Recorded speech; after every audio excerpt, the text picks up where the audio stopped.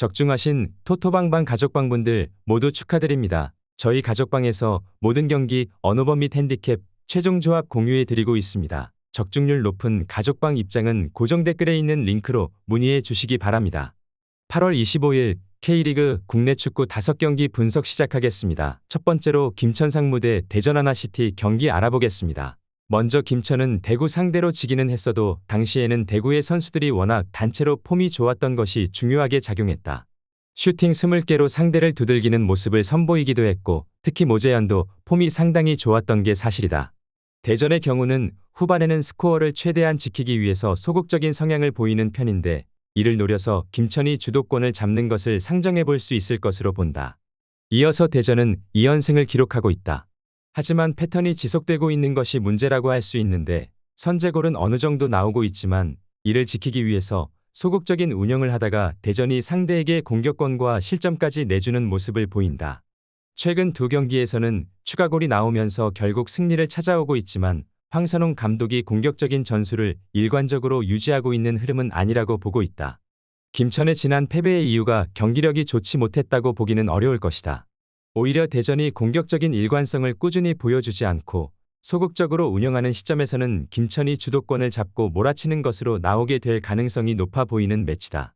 김천 상무 승리를 추천합니다. 두 번째로 광주FC 대 울산현대 경기 알아보겠습니다. 먼저 광주는 울산 상대 4연승은 깨졌다. 하지만 1군으로 나선 울산을 2군으로 상대를 했음에도 오히려 경기력에서 좋은 모습을 보여준 점은 상당히 고무적인 기록이다.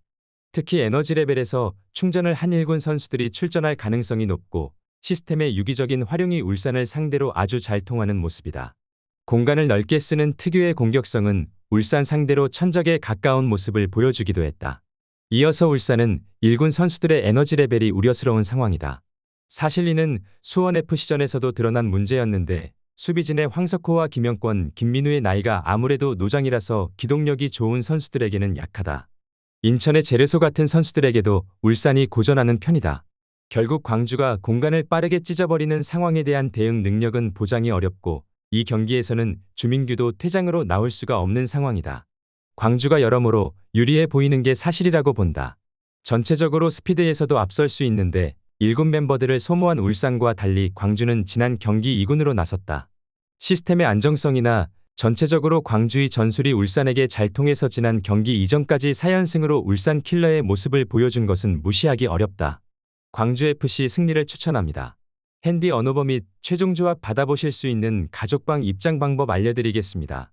먼저 영상 하단의 댓글을 클릭해 주세요. 두 번째로 댓글 속 가족방 링크를 클릭해 주세요. 마지막으로 채팅 참여하기 누르신 후 메시지 주시고 답장 기다려 주시면 가족방 입장 도움드리도록 하겠습니다. 그럼 분석 이어가 보도록 하겠습니다.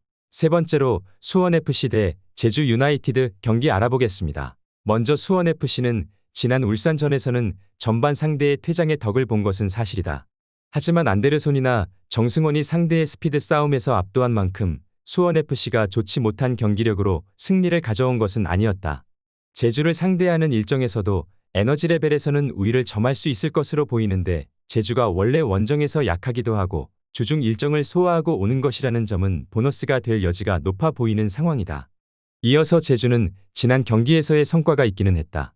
제주의 고민인 미드필더에서 남태희와 김주공이 모두 공격 포인트를 기록하게 된 것인데 하지만 뒷심 부족으로 결국 무승부를 기록하게 되었고 그 이후 원정을 간다는 리스크도 상당하다.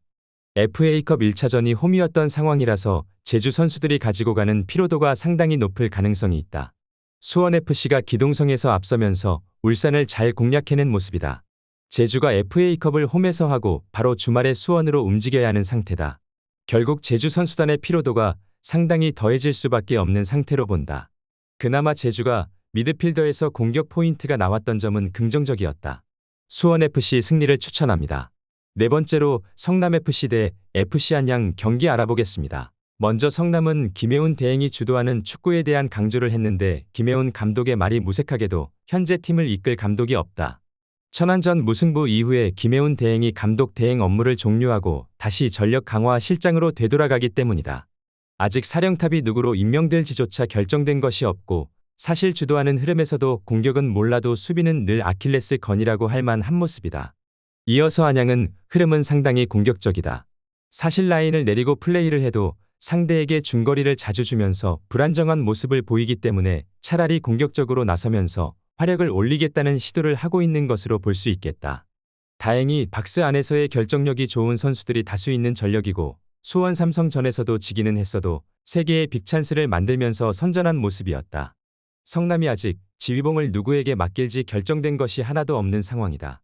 게다가 안양도 상당히 공격적인 흐름을 타고 있는데 성남도 주도적으로 게임을 풀어가는 상황이라면 오히려 수비적인 난조만 더 심해질 가능성이 높아 보이는 것이 사실이다. FC 안양 승리를 추천합니다. 핸디 언어버 및 최종 조합 받아보실 수 있는 가족방 입장 방법 알려드리겠습니다. 먼저 영상 하단의 댓글을 클릭해 주세요. 두 번째로 댓글 속 가족방 링크를 클릭해 주세요. 마지막으로 채팅 참여하기 누르신 후 메시지 주시고 답장 기다려 주시면 가족방 입장 도움드리도록 하겠습니다. 그럼 분석 이어가 보도록 하겠습니다. 다섯 번째로 서울 이랜드 대 수원 삼성 경기 알아보겠습니다. 먼저 이랜드는 여전히 수비적인 흐름이 좋은 편은 아니다.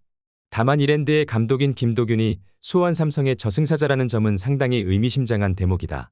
수원FC에서도 수원 삼성을 공격과 압박으로 상대하면서 10승 1무 3패라는 전적을 기록하고 있다.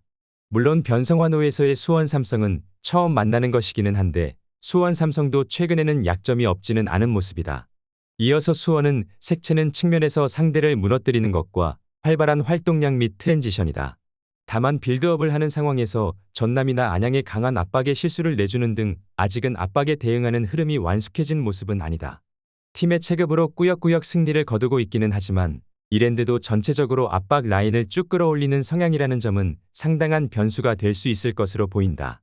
변성환 감독의 색채가 상당히 두드러진 팀이 된 수원 삼성이다. 다만 강한 압박의 빌드업 상황에서 나오는 실수가 나오고 있는 흐름이기도 하고 특히 이랜드의 김도균 감독은 수원 삼성을 상대로 난전을 일으키면서 우세한 흐름을 잘 잡아가는 감독이다. 무승부를 추천합니다.